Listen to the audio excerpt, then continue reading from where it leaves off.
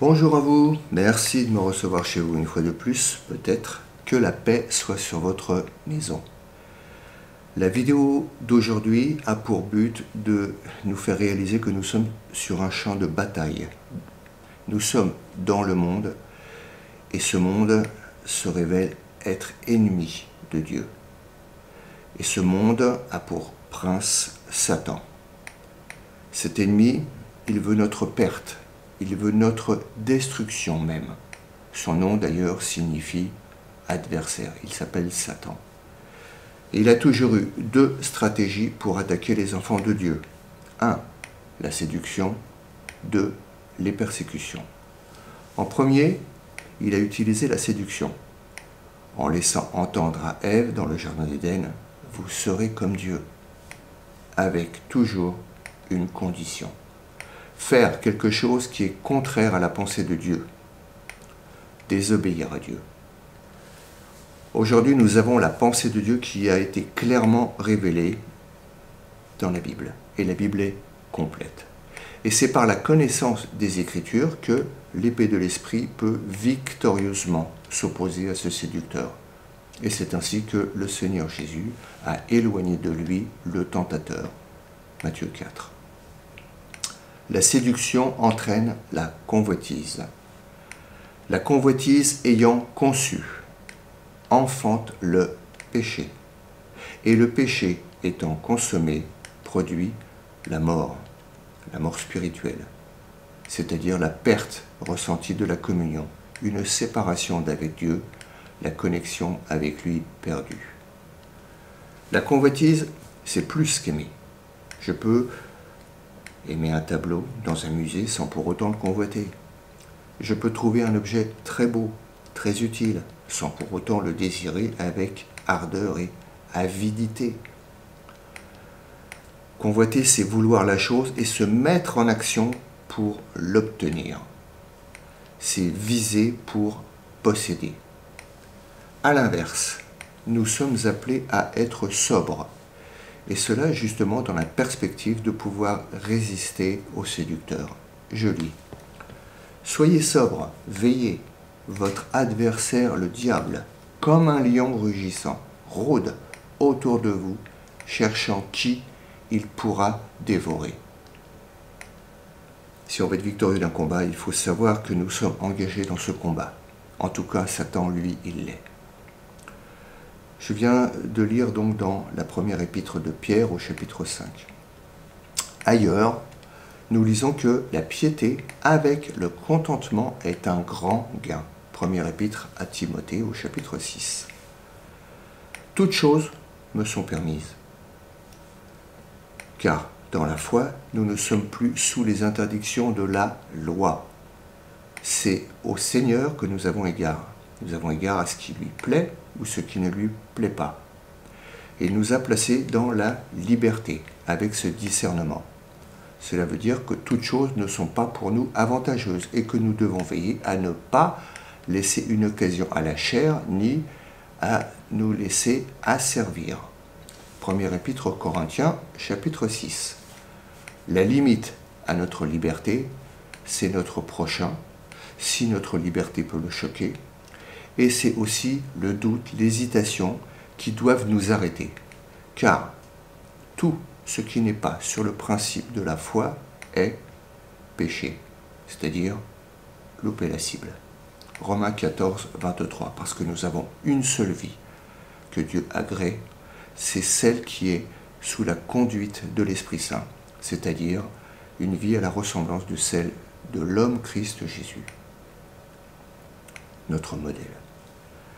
La séduction n'a de prise pour nous que si nous sommes sensibles à ce qui pourrait nous arriver de mieux. Et l'ennemi cherche à nous le faire croire. La convoitise n'a aucune force pour détourner quelqu'un qui est comblé dans le domaine où elle cherche à opérer.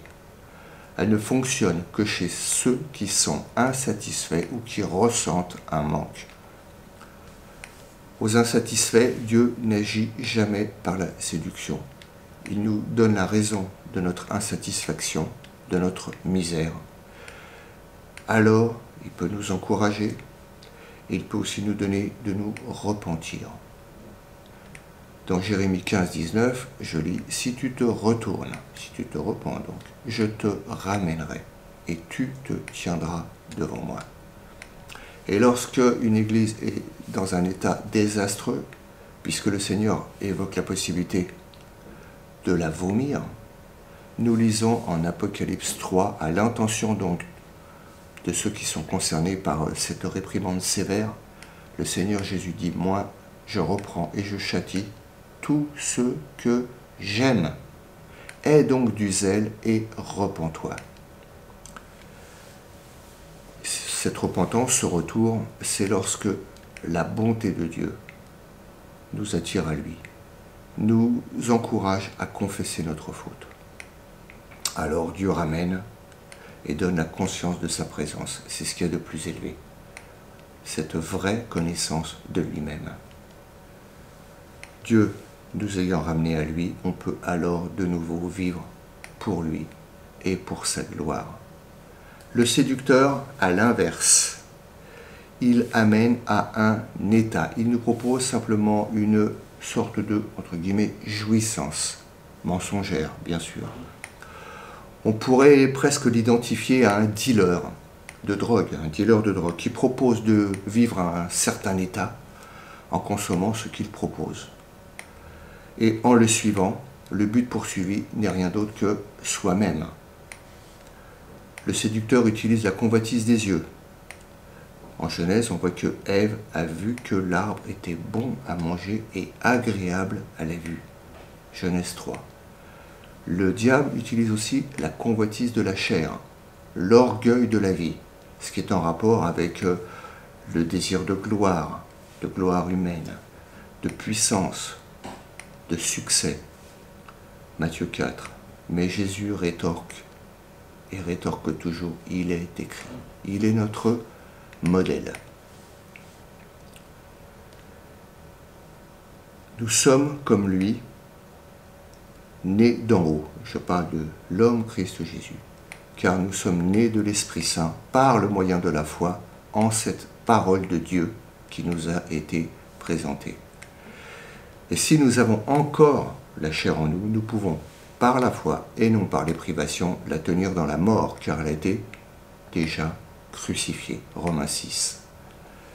Et la chair étant crucifiée, eh bien, la place peut être occupée par la vie de Jésus pour nous, une vie de résurrection, une fois passé notre mort à la croix. Car nous sommes morts avec lui et ressuscités avec lui. Et cela une fois pour toutes. Alors, nous sommes sur un champ de bataille. Et ce champ de bataille est toujours là en 2025. La séduction est toujours à l'ordre du jour en 2025 dans les desseins du diable que nous ne devons pas ignorer. Des choses enseignées aujourd'hui, des courants de doctrine évoquent à coup sûr aujourd'hui la séduction et la tactique du diable dans la chrétienté. L'adversaire fait entendre la séduction par le moyen de personnes déguisées en brebis et qui sont des loups en réalité, à leur insu ou non. Ainsi, il y a des faux prophètes. Il y en a même beaucoup. Prenez garde que personne ne vous séduise. Je lis dans Matthieu 24, chapitre 5. Plusieurs viendront en mon nom, dit le Seigneur. Ils viendront en mon nom en disant « Moi, je suis le Christ » et ils en séduiront plusieurs. Le mot « plusieurs », pollus en grec, doit plutôt être traduit par un grand nombre.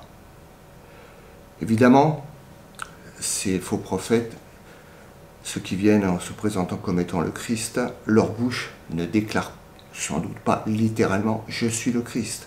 Mais, selon que Christ est la vérité, le chemin et la vie, ils se présentent comme tels. À nous de les reconnaître. À nous d'examiner sérieusement tout ce que nous entendons, tout ce que nous lisons, tout ce qu'ils disent à la lueur de la seule et suffisante parole de Dieu et de l'Esprit Saint pour nous aider à en saisir le sens profond. Qui sont ces faux prophètes? Qui sont leurs proies faciles? Par opposition aux vrais prophètes décrits dans l'Ancien Testament, qui auraient détourné le peuple de leur mauvaise voie et de leur iniquité et de leurs mauvaises actions, le faux prophète, lui, il annonce la paix à ceux qui méprisent l'Éternel, et qu'aucun mal ne viendra sur ceux qui marchent dans l'obstination de leur cœur. Obstination de leur cœur. Le faux prophète, il alimente son, entre guillemets, son oracle par des phrases du style « J'ai eu un songe, j'ai eu un songe », Jérémie 23, 25. Le faux prophète dit en réalité seulement les visions de son cœur, non ce qui sort de la bouche de l'Éternel. Il confond ses propres pensées avec la pensée de Dieu. C'est très important. J'espère que nous savons faire en nous la différence entre nos pensées que nous activons et celles que nous recevons d'en haut, comme une voix subtile qui nous convainc. On peut même douter que quelqu'un qui ne fait pas du tout qui fait cette confusion entre ses pensées et les pensées de Dieu pourrait même se demander si en vérité il a bien connu la voix du bon berger. Jean 10, 27. Pour certains, on apprend même qu'ils n'ont jamais connu le Seigneur puisqu'ils commettent l'iniquité, c'est-à-dire une marche sans frein, sans obéissance à Dieu. Ils courent sans avoir été envoyés. Matthieu 7, 22. Jérémie 23, 21. Alors, est-ce qu'il y a aujourd'hui des vrais prophètes légitimes à dire « Ainsi dit Dieu » en faisant référence à des révélations?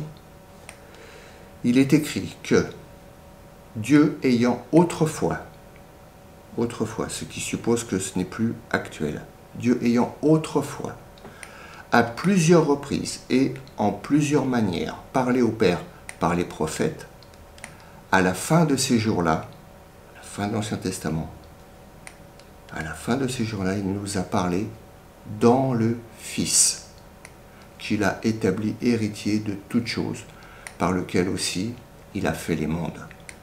Hébreux, chapitre 1, versets 1 et 2. Cela montre que ce genre de ministère prophétique a pris fin avec l'Ancien Testament. De plus, l'Esprit Saint est descendu demeurer éternellement dans les croyants pour leur rappeler tout ce que Jésus a dit. Jean 14, et non tout ce qu'il leur dira comme révélation nouvelle. La foi, c'est-à-dire l'ensemble de la doctrine du Christ, a été transmise une fois pour toutes.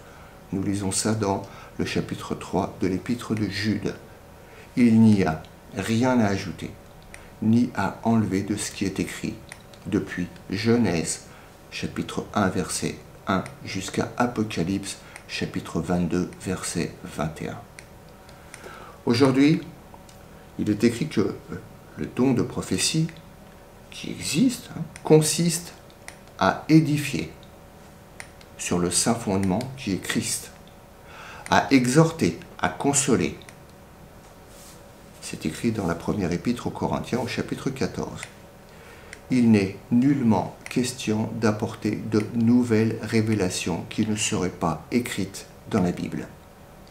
L'écriture est complète, suffisante pour nous conduire dans la vérité qui nous rend libres et nous affranchit. Le don de prophétie aujourd'hui consiste donc à faire comprendre en profondeur les paroles qui sont déjà écrites. Qui sont les proies faciles de cette séduction des faux pasteurs et prophètes? Je pense que ce sont ceux qui font passer l'expérience avant la Bible. Il est écrit que les sentiments mentent. Ce peut être aussi ceux qui cherchent ardemment à marcher plus près de Jésus et qui sont insatisfaits de la sécheresse spirituelle de leurs églises. Ce sont aussi certainement ceux qui sont attirés par les promesses de puissance spirituelle, de puissance des émotions ressenties pour faire des choses extraordinaires. Et ce sont presque toujours ceux qui manquent d'instruction biblique pour résister à ce qui est faux. L'Écriture ne fait pas des victimes, des faux prophètes, des innocents. Je lis dans l'Ancien Testament. Et au peuple qui dit, en entendant les faux prophètes, « Oracle de l'Éternel, je punirai cet homme-là et sa maison. » Jérémie 23, 34.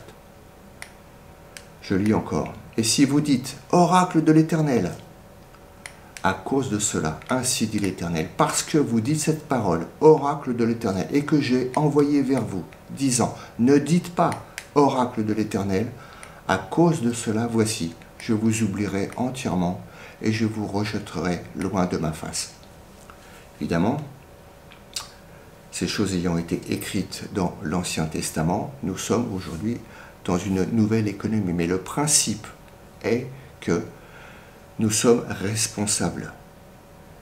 Si le peuple périt, c'est faute de connaissance.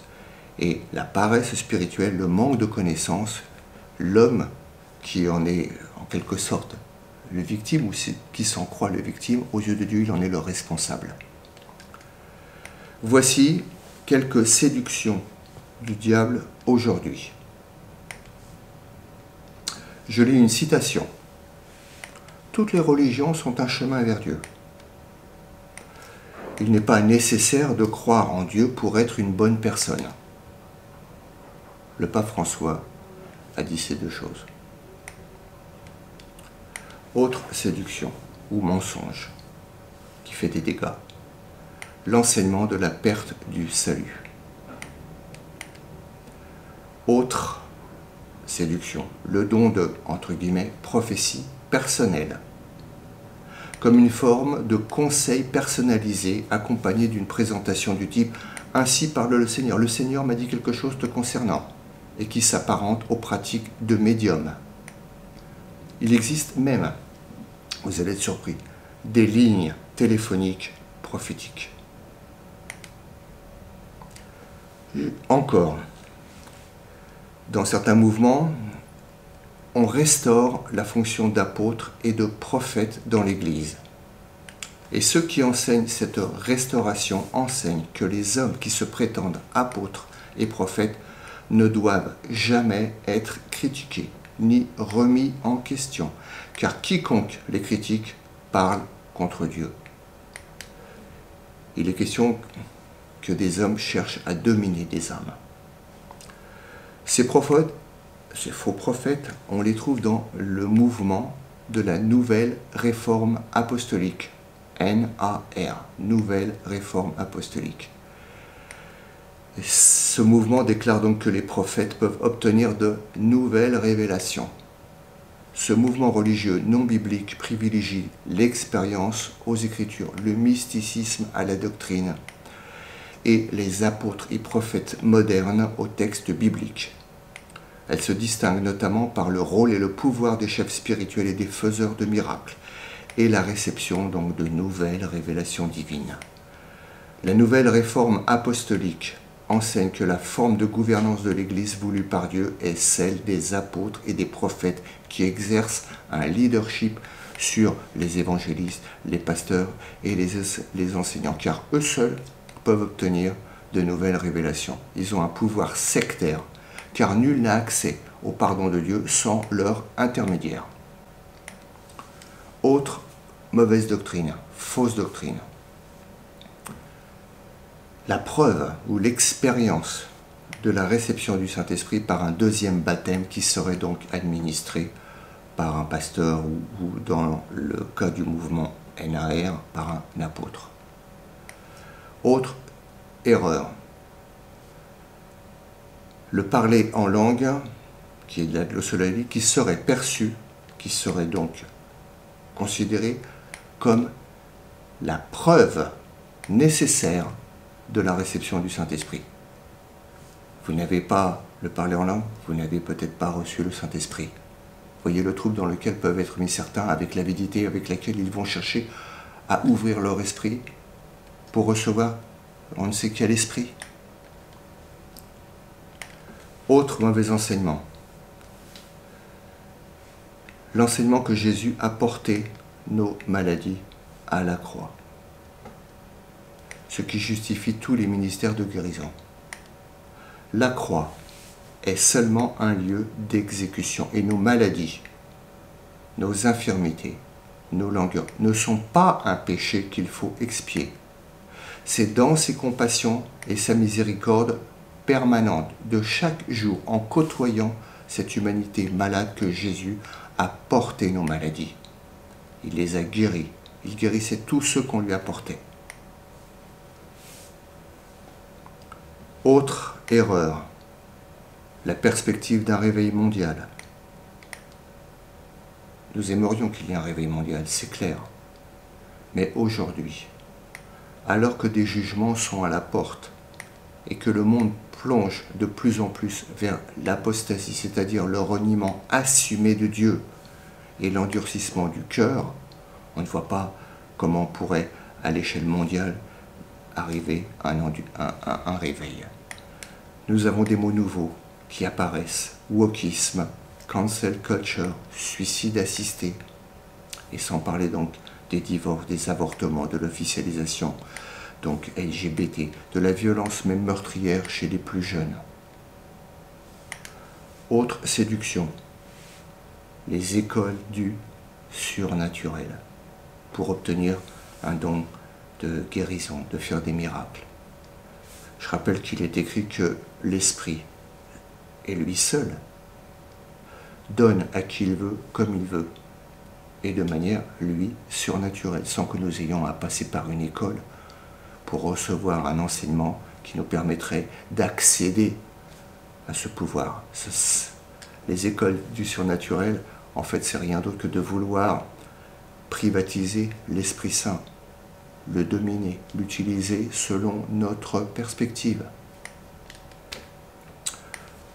Autre hérésie, l'évangile de prospérité. En deux mots, se servir de Dieu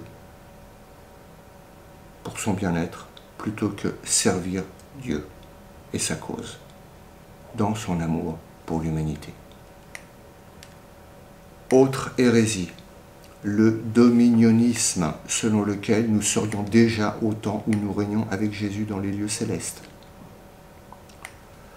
Autre hérésie, le mouvement, entre guillemets, parole de foi, dans lequel la foi est redéfinie non plus comme la confiance en un Dieu saint qui est souverain sur les circonstances, mais comme une manière de manipuler Dieu pour obtenir de lui ce que nous voulons. Cette foi deviendrait donc une force par laquelle nous pouvons obtenir ce que nous voulons au lieu d'une attitude de confiance en Dieu, même dans l'épreuve et dans la souffrance. Je lis ce qui est donc écrit sur un site que je recommande qui s'intitule Got Question. Voilà, le panorama est sombre, mais dans ce panorama, ce champ de bataille, eh bien, Dieu nous assure que, en ayant revêtu l'armure complète de Dieu, en vivant près de lui et en nous confiant en lui, nous sommes plus forts que celui qui est dans le monde. Voilà. J'espère ne pas vous avoir trop inquiété. Le Seigneur voudrait que nous soyons sans inquiétude. Sachons seulement qu'il a la puissance de nous garder sans que nous bronchions. Et il veut faire de nous donc des combattants pour la foi. La foi qui a été révélée une fois pour toutes. Voilà, merci de m'avoir écouté. Je vous dis à bientôt pour une prochaine vidéo. Soyez en paix. Au revoir.